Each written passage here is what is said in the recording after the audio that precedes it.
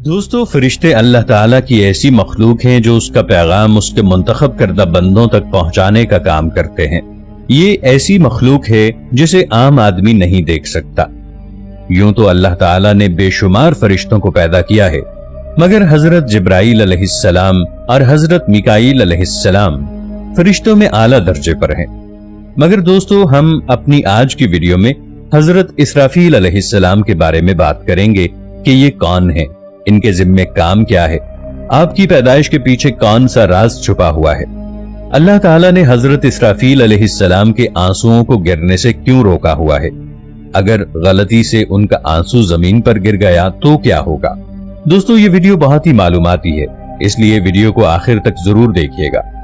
اسرافیل علیہ السلام وہ فرشتے ہیں جو دنیا کے ختم ہونے اور قیامت شروع ہوتے وقت سور پھونکیں گے۔ روایات کے مطابق یہ اللہ کے ایک مقرب فرشتے ہیں جو سور پھونکیں گے، اور ان کے اہم فرائض خدا کا پیغام دوسرے فرشتوں تک پہنچانا، اور جو دو فرشتے انسان کے روزانہ کے اعمال کے موکل ہیں ان سے نامہ اعمال دریافت کرنا ہے۔ ان کے دوسرے امور جیسے اصحاب کہف جو کہ کئی سال سے سوئے ہوئے تھے انہیں بیدار کرنا، جنگ بدر میں حضرت محمد مصطفیٰ صلی اللہ تعالی علیہ وآلہ وسلم کی مدد کرنا، اور معراج تک حضرت محمد مصطفیٰ صلی اللہ علیہ وسلم کی ہمراہی۔ اللہ تعالیٰ کے مقرب فرشتوں میں سے ایک فرشتے حضرت اسرافیل علیہ السلام ہیں۔ آپ قیامت کے دن اللہ تعالیٰ کے حکم سے سور پھونکیں گے تو تمام زندہ لوگ ہلاک ہو جائیں گے۔ آپ پھر اللہ تعالیٰ کے حکم سے سور پھونکیں گے تو تمام لوگ زندہ ہو کر محشر کے میدان کی طرف دوڑ لگا دیں گے، وہاں ان کے اعمال کا حساب ہوگا۔ قرآن مجید میں حضرت اسرافیل علیہ السلام کا نام کہیں نہیں آیا، البتہ طبری، غزالی وغیرہ کی کتب میں حضرت اسرافیل علیہ السلام کے تفصیلی حوالہ جات لکھے ہوئے ہیں۔ 4 مقرب فرشتوں میں حضرت اسرافیل علیہ السلام کو سب سے پہلے تخلیق کیا گیا تھا۔ حضرت اسرافیل علیہ السلام کو اللہ تعالیٰ نے نہ صرف سور پھونکنے کے لیے پیدا کیا بلکہ وہ روحی کے نام سے بھی جانے جاتے ہیں، یعنی زندگی عطا کرنے والا۔ مگر کیسے؟ جب پوری دنیا سردی کی لپیٹ میں ہوتی ہے، جب درختوں سے پتے جھڑ جاتے ہیں، جانور اپنے بلوں کے اندر گھس کر اس دھند اور ٹھنڈ والے موسم کا گزر جانے کا انتظار کرتے ہیں، تو اس وقت حضرت اسرافیل علیہ السلام کو ایک اور ذمہ داری دی جاتی ہے۔ موسم بہار شروع ہوتے ہی حضرت اسرافیل علیہ السلام زمین پر ایک نظر ڈالتے ہیں اور آنکھیں بند کر کے ایک دعا پڑھتے ہیں۔ وہ دعا نرم ہوا کی طرح زمین میں ہر طرف پھیل جاتی ہے اور زمین پر موجود ہر چیز کو ایک نیا روپ بخشتی ہے۔ یہ دعا ان کو جگاتی ہے جو سوئے ہوئے ہوتے ہیں۔ یہ دعا پھولوں کو باہر نکالتی ہے، درختوں کو ایک بار پھر ہرا بھرا کرتی ہے، پرندے چہچہانے لگتے ہیں اور دنیا میں ہر طرف ایک نئی تازگی کا آغاز ہوتا ہے۔ حضرت اسرافیل علیہ السلام دنیا کے اس بدلتے دور کو دیکھتے ہیں اور اللہ کے حکم سے زمین پر زندگی کی ایک نئی روح پھونک دیتے ہیں، اور قیامت کے دن تک یہ ایسا ہی چلتا رہے گا۔ حضرت اسرافیل علیہ السلام کی پیدائش پر اللہ تعالیٰ کا ایک بہت بڑا راز یہ بھی ہے کہ اللہ تعالیٰ حضرت اسرافیل علیہ السلام کی ہر ایک سانس پر ایک فرشتے کو پیدا فرماتا ہے۔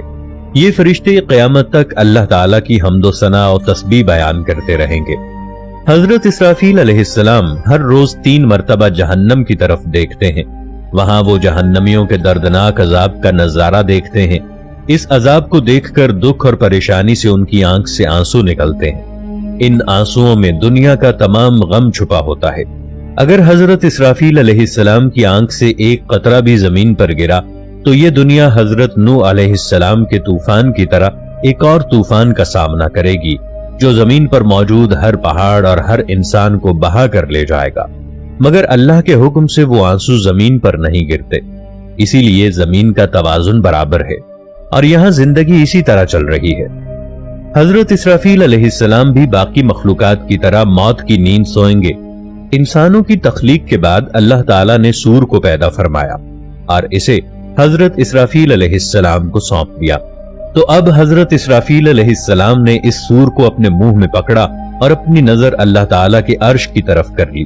ایک حدیث پاک میں حضرت محمد صلی اللہ علیہ وآلہ وسلم کا ارشاد ہے، اس سور کے آگے یہ زمین اور آسمان انتہائی چھوٹے ہیں، یعنی یہ تمام زمین و آسمان اس سور میں سما سکتے ہیں۔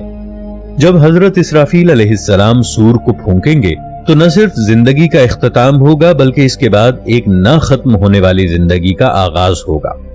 दोस्तों, सूरे इसराफील उस चीज का नाम है जिसके फूंकने से पूरी दुनिया जलजले की जद में आ जाएगी। हजरत इसराफील अलैहिस्सलाम के सूर फूंकने से ऐसा जलजला आएगा कि दूध पिलाने वाली माएं अपने बच्चों को दूध पिलाते हुए छोड़ देंगी, हामिला औरतों का हमल गिर जाएगा और हर तरफ चीखों पुकार का आलम होगा। जलजले की शिद्दत बढ़ जाएगी, तमाम जानवर और इंसान मरना शुरू हो जाएंगे, यहाँ तक कि इस दुनिया में कोई भी जिंदा नहीं बचेगा। हजरत मोहम्मद सल्लल्लाहु अलैहि वसल्लम ने इरशाद फरमाया कि हजरत इसराफील अलैहिस्सलाम अपनी पैदाइश के वक्त से लेकर अब तक सूर अपने मुंह में रखे हुए हैं और अल्लाह ताला के हुक्म के इंतजार में हैं। जैसे ही अल्लाह ताला का हुक्म होगा वो सूर फूंक देंगे।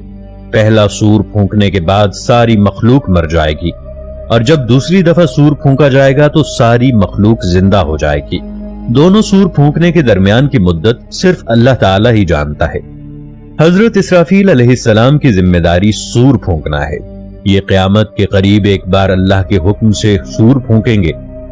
हजरत अबू हुरैरा रज़ियल्लाहु अन्हु से रिवायत है कि हजरत मोहम्मद सल्लल्लाहु अलैहि वसल्लम ने फरमाया, हजरत इसराफील अलैहिस्सलाम को जब से सूर फूंकने का काम दिया गया है वो तब से तैयार बैठे हैं और इस खौफ से अर्श के इर्द गिर्द नजर दौड़ा रहे हैं कि नजर झपकने से पहले हुक्म न दे दिया जाए। उनकी आंखें गोया चमकदार सितारा हैं। आप सल्लल्लाहु अलैहि वसल्लम हजरत इसराफील अलैहिस्सलाम के बारे में फरमाते थे, सींग वाला सूर अपने मुंह में रखे हुए है, इसलिए वो कैसे खुश रह सकता है। अपनी पेशानी झुकाए हुए इस बात के मुंतजिर हैं कि कब उनको हुक्म मिले कि सूर फूंक दो। अखबार रज़ियल्लाहु ताला अन्हु ने जिक्र किया, ऐ अल्लाह के रसूल, हमें क्या कहना चाहिए? हजरत मोहम्मद सल्लल्लाहु अलैहि वसल्लम ने जवाब दिया कि तुम कहो, हस्बी अल्लाहु व निअमल वकील। यहूदियों की रिवायात में भी एक फरिश्ते का नाम कहीं सराफीम, कहीं सराफील और कहीं सराफीन बताया गया है, लेकिन यहूदी नफ़ख़े सूर के कायल नहीं है। नफ़ख़े सूर का अकीदा मुसलमानों के अलावा मसीहियों में भी पाया जाता है। ये ख्याल दुरुस्त नहीं कि यहूद सूर के कायल नहीं है, बल्कि ये अकीदा सनातन मजहब में भी पाया जाता है, जिसको शंख और शुफार कहा जाता है। शंख या संख बहुत बड़ी सीप को कहते हैं। हजरत इसराफील अलैहिस्सलाम जब सूर फूंकेंगे और मलकुल मौत लोगों की रूहें कब्ज करेंगे, इस दौरान शैतान की रूह भी कब्ज की जाएगी और उसे भी उतनी तकलीफ पहुंचाई जाएगी जितनी रूह कब्ज करते वक्त दूसरे लोगों को तकलीफ पहुंची होगी।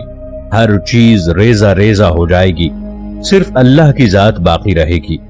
अल्लाह ताला हजरत इसराफील अलैहिस्सलाम को हुक्म देंगे कि बहुत जोर से सूर फूंकें, मगर जब दूसरी दफा सूर फूंका जाएगा तो तमाम रूहें परिंदों की तरह निकलकर अपने जिस्मानी ढांचों में दाखिल हो जाएंगी और उनका ताल्लुक हमेशा अपने जिस्मों के साथ कायम हो जाएगा। इसके बाद जब दोबारा सूर फूंका जाएगा तो जमीन फट जाएगी और लोग कब्रों से निकल आएंगे। जब अल्लाह ताला हजरत इसराफील अलैहिस्सलाम को सूर फूंकने का हुक्म देंगे तो इसकी तामील करेंगे, तब सब लोग और जमीन व आसमान पर बसने वाली तमाम मखलूकात एकदम घबरा उठेंगी। बहुत देर तक ऐसा घबराहट का आलम रहेगा। क़यामत के दिन सब लोग अपने रब की तरफ चल देंगे। उस दिन काफिर कहेंगे कि आज का दिन बहुत भारी है। हुजूर अकरम सल्लल्लाहु अलैहि वसल्लम ने एक मर्तबा शहादत और दरमियान वाली उंगली को मिलाकर इरशाद फरमाया कि जिस तरह ये दोनों उंगलियां एक दूसरे से मिली हुई हैं, बस समझें कि मैं भी क़यामत के साथ इसी तरह भेजा गया हूं।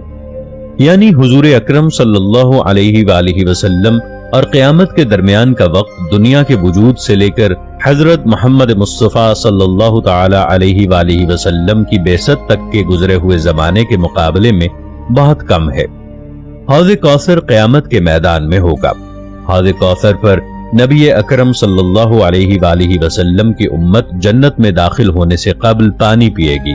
नबी अकरम सल्लल्लाहु अलैहि वसल्लम इस हौज़ के वस्त में तशरीफ फरमा होंगे। हौज़ कौसर का पानी दूध से ज्यादा सफेद, बर्फ से ज्यादा ठंडा, शहद से ज्यादा मीठा होगा। इसकी तह की मिट्टी मुश्क से ज्यादा खुशबूदार होगी। जो इसका पानी पी लेगा उसे कभी प्यास न लगेगी। क़यामत के दिन गर्मी अपने शबाब पर होगी और हर आदमी को बमुश्किल 2 कदम रखने के लिए जगह मिलेगी। مگر اس سخت پریشانی کے وقت بھی 7 قسم کے افراد ہیں جنہیں اللہ تعالیٰ اپنے رحمت کے سائے میں جگہ عطا فرمائے گا، اور اس دن اس کے سائے کے سوا کوئی سایہ نہ ہوگا۔ 1 انصاف پسند بادشاہ، دوسرا وہ نوجوان جس نے اپنی جوانی اللہ کی عبادت میں لگائی، تیسرا اللہ کا وہ نیک بندہ جس کا دل مسجد سے اٹکا ہوا ہو، یعنی وہ وقت پر نماز ادا کرتا ہو، چوتھا وہ شخص جو اللہ کے لیے محبت کرتا ہو اور اللہ ہی کے لیے دشمنی کرتا ہو، پانچواں شخص وہ ہے جسے خوبصورت لڑکی بدکاری کی دعوت دے تو وہ کہے کہ میں اللہ سے ڈرتا ہوں، چھٹا شخص وہ ہے جو چپکے سے لوگوں کی مالی مدد کرے، اور 7واں خوش نصیب شخص وہ ہے جس نے تنہائی میں اللہ کو یاد کیا ہو اور اللہ کے خوف سے اس کے آنسو بہہ گئے ہوں۔ احادیث میں مذکور ہے کہ میدان حشر میں طویل مدت تک بھوکے پیاسے، شدید گرمی اور بدبودار پسینے میں شرابور لوگ تنگ آ کر انبیاء کرام علیہ السلام کی خدمت میں حاضر ہوں گے کہ وہ اللہ تعالیٰ سے حساب کتاب شروع کرنے کی سفارش کریں۔ تمام انبیاء کرام علیہ السلام سفارش کرنے سے انکار فرما دیں گے۔ آخر میں لوگ سید الانبیاء، افضل البشر حضرت محمد مصطفیٰ صلی اللہ تعالی علیہ وآلہ وسلم کے پاس حاضر ہوں گے، چنانچہ آپ صلی اللہ علیہ وآلہ وسلم حساب کتاب شروع کرنے کی اللہ تعالیٰ سے سفارش فرمائیں گے۔ اسی کو شفاعت کبریٰ کہا جاتا ہے۔ اس کے بعد اللہ تعالیٰ کی عدالت قائم ہوگی، انسان کے ہاتھ، پاؤں اور دیگر اعضاء خود انسان کے اعمال کو بیان کریں گے، جیسا کہ اللہ تعالیٰ نے متعدد مرتبہ قرآن پاک میں ذکر فرمایا ہے۔ اللہ تعالیٰ ہم سب کو بغیر حساب کتاب کے جنت الفردوس میں بلند مقام عطا فرمائے، آمین۔